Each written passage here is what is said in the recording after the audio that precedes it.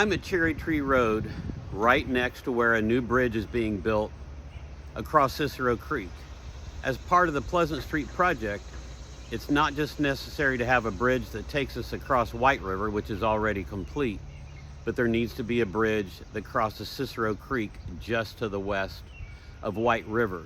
And you know, this is another location here that I think shows some of the smaller ways that the Pleasant Street project will change our lives and our traffic patterns that maybe people don't think of.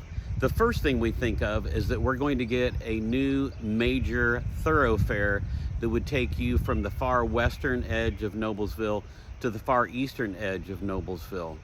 But it's also going to do something else. In the most of the years that I've lived in Noblesville, I've used Cherry Tree Road as an alternative route to get me from State Road 32 to 146th Street. And I know that a lot of other people have done that too.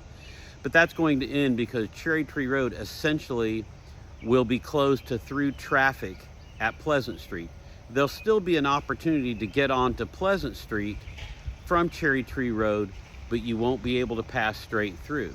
And while you might think that's a disadvantage, it's actually going to be a big advantage for certain people.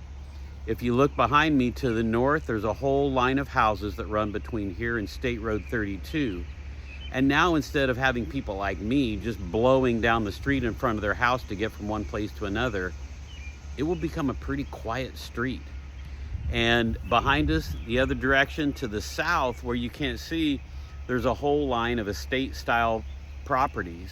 Beautiful homes. Actually, I drove up there and there's a nice big beautiful house being constructed now right on Cherry Tree Road that again used to be in an area that people blew through on their way between 32 and 146th Street, but it's going to become a much quieter country lane than it was before.